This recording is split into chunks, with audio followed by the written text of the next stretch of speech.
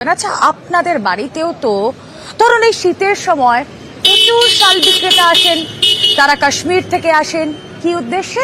শাল বিক্রির উদ্দেশ্যে। কাশ্মীর থেকে তেমনি শাল বিক্রি করার উদ্দেশ্যে, আসলে উদ্দেশ্য শাল বিক্রি তো ছিল না, কিন্তু কাশ্মীর থেকে এসেছিলেন কে? এসেছিলেন জাভেদ মুন্সি। এই জাভেদ মুন্সি কে?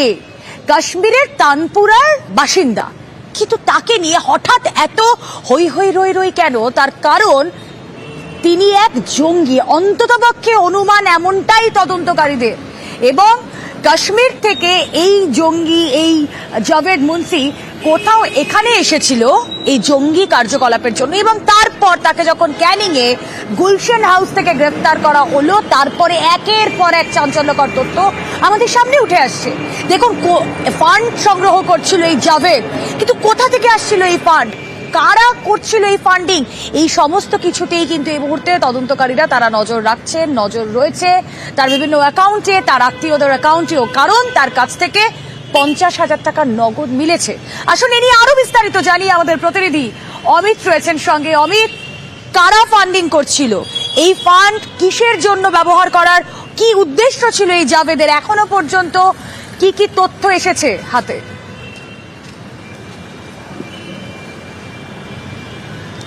দেখো, ইউএপি এর 13 এবং 10 নম্বর ধারাতে এই জাভেদের বিরুদ্ধে মামলা রুজু করা হয়েছে জম্মু কাশ্মীর পুলিশের তরফে। সেক্ষেত্রে আনলফুল অ্যাক্টিভিটি বা জঙ্গি সংগঠনকে মদত দেওয়া এবং জঙ্গি সংগঠনকে আবার উজ্জীবিত করা, এইভাবে এই উদ্দেশ্য নিয়েই জাভেদ মুন্সি বিগত কয়েক মাস ধরে আবার নতুন করে সংগঠন তৈরি করা বা হুরিয়াতের সংগঠনগুলোকে আরও উজ্জীবিত করার লক্ষ্য নিয়ে এগোচ্ছিল। সেক্ষেত্রে একইভাবে স্লিপার সেল তৈরি করা বা নতুন করে যুব সম্প্রদায়কে উদ্বুদ্ধ করে তাদেরকে সংগঠনে সামিল করা, এই উদ্দেশ্য যেমন ছিল, একই সঙ্গে লস্করের নেতাদের শীর্ষ নেতৃত্বের নির্দেশ মোতাবেক ফান্ডিং বা ফান্ড জোগাড় করা বা সে সমস্ত ফান্ডকে কাজে লাগানোর ক্ষেত্রে, জঙ্গি সংগঠনের কাজে লাগানোর ক্ষেত্রে এই জাভেদের ভূমিকা পাওয়া যাচ্ছে। জাভেদের কাছ থেকে নগদ 50,000 টাকা উদ্ধার হলেও তার অ্যাকাউন্ট, তার আত্মীয়দের অ্যাকাউন্ট এই মুহূর্তে জম্মু কাশ্মীর পুলিশের নজরে, এমনটাই বলা হচ্ছে। এমনকি ক্যানিংয়ে গোলাম বলে যার কাছে এসেছিল, অর্থাৎ তার শ্যালক, তার অ্যাকাউন্টের মাধ্যমেও ট্রানজাকশন হয়েছে, তথ্য কিন্তু উঠে আসছে। সেক্ষেত্রে কারা কারা কোথা থেকে ফান্ডিং করেছে বা সেই তহবিলগুলো কাদের কাছে পৌঁছে দেওয়া হচ্ছিল বা কাদের উদ্দেশ্য ছিল, সেই বিষয়টি যেমন একদিকে নজরে রয়েছে তদন্তকারী আধিকারিকদের, অন্যদিকে যে তথ্য উঠে আসছে যে যেহেতু 90-এর দশকে পাকিস্তানের ট্রেনিং নেওয়ার পরে বা প্রশিক্ষণ নেবার পরে কাশ্মীরে আসার পরে তেহরিক উল মুজাহিদিনের সক্রিয় সদস্য হিসেবে কাজ করা, আইইডি এক্সপার্ট, বিভিন্ন এক্সপ্লোসিভ বা বিস্ফোরণের ক্ষেত্রে তার যোগ। একেবারে ঠিক এই জায়গাটাতে আসছে। আমি, তুমি আমাদের সঙ্গে থাকো। 2007 সালে তেহরিকে উল মুজাহিদিন সেখানকার সদস্য ছিল এই জাভেদ, এবং সেই সময় বিয়ে এবং জাভেদের যে স্ত্রী, তার গতিবিধির ওপরও কিন্তু নজর রাখছেন তদন্তকারীরা। তার স্ত্রী কি এমন কিছু জানেন যেটা সত্যি তদন্তে খুব হেল্পফুল হবে? আসুন জানার চেষ্টা করি, আমাদের প্রতিনিধি অমিত যখন সঙ্গে রয়েছেন। অমিত,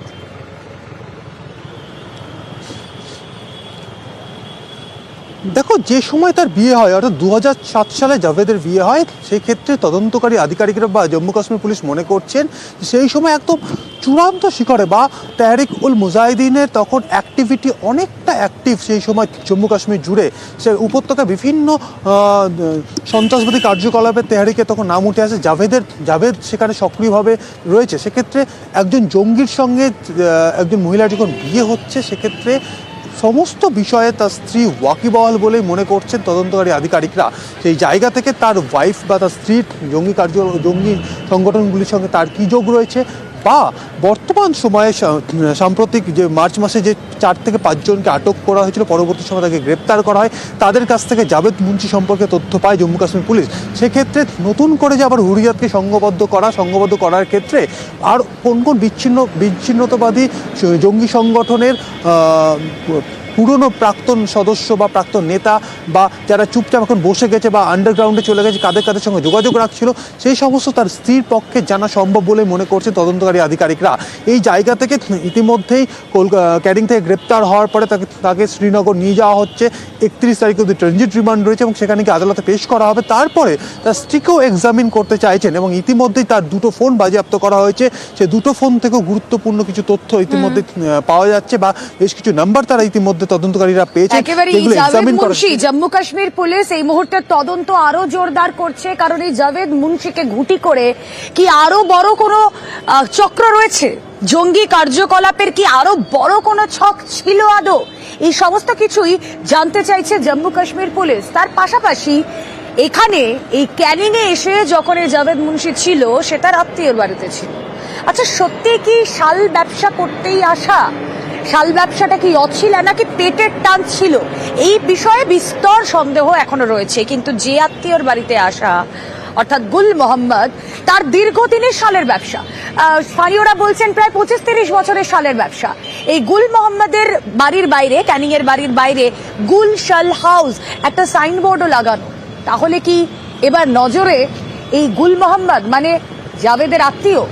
অবশ্যই আমাদের তদন্তকারীরা কোন পথে তাদের তদন্ত এগিয়ে নিয়ে যান সেদিকে নজর রাখতেই হবে। হাসিনাকে ফেরত চেয়ে বাংলাদেশের চিঠি, বাংলাদেশের চিঠি নয়াদিল্লিকে। শেখ হাসিনার প্রত্যর্পণের দাবি চিঠি লেখা হয়েছে ইতিমধ্যেই নয়াদিল্লিকে। স্বরাষ্ট্র উপদেষ্টা, বাংলাদেশের স্বরাষ্ট্র উপদেষ্টার তরফ থেকে চিঠি দেওয়া হয়েছে নয়াদিল্লিকে। 6ই আগস্ট থেকে, আপনারা জানেন আগস্ট মাসের 6 তারিখ থেকে দেশ ছাড়া হাসিনাকে ফেরত পাঠানোর জন্য এবার স্বরাষ্ট্র মন্ত্রককে চিঠি পাঠানো হয়েছে বাংলাদেশের স্বরাষ্ট্র উপদেষ্টার তরফ থেকে। আসলে এই বিষয়ে আরো বিস্তারিত জানি, আমরা কথা বলি, আমাদের প্রতিনিধি মৈত্রী ভট্টাচার্য রয়েছেন সঙ্গে। মৈত্রী,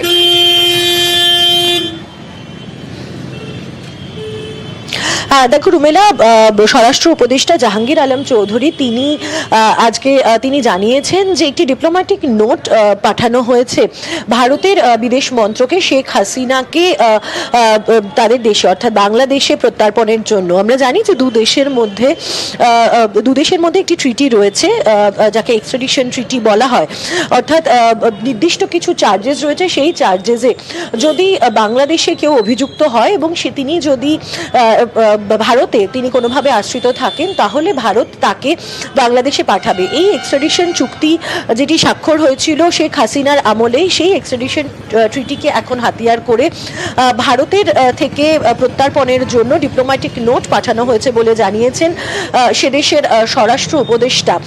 কিন্তু ভারতের তরফ থেকে এখনো পর্যন্ত কিন্তু এই ডিপ্লোম্যাটিক নোট রিসিভ করা সম্পর্কে কোনো অফিসিয়াল কনফার্মেশন দেওয়া হয়নি। ভারতের যদি শেষ অবস্থান আমরা জানাই, তাহলে বিদেশ সচিব পর্যায়ের বৈঠকের পর বিদেশ মন্ত্রক সূত্রে জানা গিয়েছিল যে সেই বৈঠকে কোনোভাবেই ভারতের এই এক্সট্রাডিশনের জন্য অর্থাৎ ভারত থেকে শেখ হাসিনাকে প্রত্যর্পণের প্রস্তাব দেওয়া হয়নি, তেমনটাই কিন্তু বিদেশ মন্ত্রক সূত্রে জানানো হয়েছিল। যদিও ভারতের তরফ থেকে এখনো এটা স্বীকার করা হয়নি এই ডিপ্লোম্যাটিক নোটের কথা। যদি স্বীকার করা হয় তাহলে সেক্ষেত্রে ভারতের অবস্থান কি হবে শেখ হাসিনাকে প্রত্যর্পণের ব্যাপারে, সেটা এখন দেখার। রুমেলা,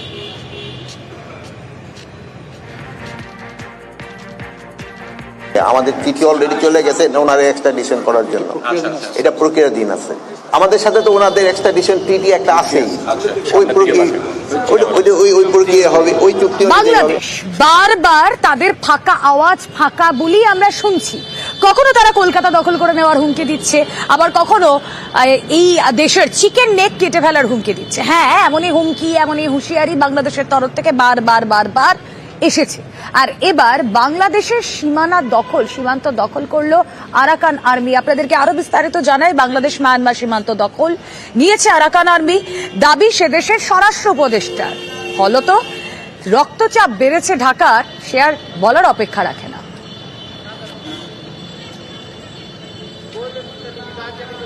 কথা বলবো, আমাদের প্রতিনিধি মৈত্রী ভট্টাচার্য রয়েছেন সঙ্গে। মৈত্রী,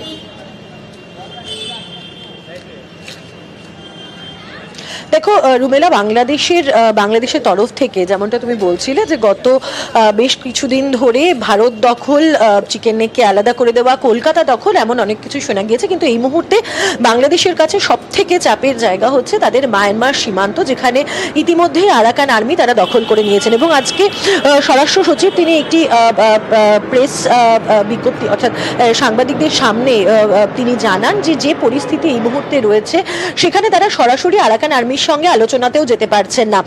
তোমার মনে থাকবে যে আরাকান আর্মির বাংলাদেশের সীমান্তবর্তী এলাকা অর্থাৎ চট্টগ্রামে কিন্তু এই মুহূর্তে রোহিঙ্গাদের সব থেকে বড় সেখানে ক্যাম্প রয়েছে, এবং যেখানে আরাকান আর্মি এই মুহূর্তে দখল নিয়েছেন অর্থাৎ মায়ানমার সীমান্তের যে অংশ দখল নিয়েছে সেখানে বাংলাদেশের তরফ থেকে তাদের সীমান্তরক্ষী বাহিনী তারা মোতায়েন রয়েছে, কিন্তু সীমানার একটা বড় অংশ ইতিমধ্যেই আরাকান আর্মি দখল করে নিয়েছে, যেটা বাংলাদেশের কাছে যথেষ্টই দুশ্চিন্তার।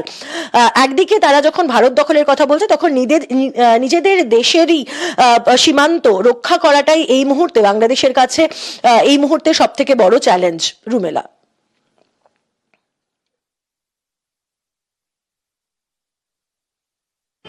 আমাদের সাথে যে মিয়ানমারের যে বর্ডারটা ছিল এটা পুরাটা এখন আরাকান আর্মির দখলে চলে গেছে। এই লাস্টের যে মংদু এটা ছিল ওইটাও কিন্তু আরাকান আর্মির দখলে চলে গেছে। এখন যে আমাদের বিজিবির যে তাদের সাথে যে বর্ডারে যে একটা কথাবার্তা বলা, এইটাও কিন্তু ওইরকম তাদের সাথে কোনো জায়গা নাই। এই জন্য আমাদের তাদের সাথে কথা বলতে হলে এখন কোনো শিপে গিয়া হয়তো কথা বলতে হয়তো আনঅফিসিয়ালি।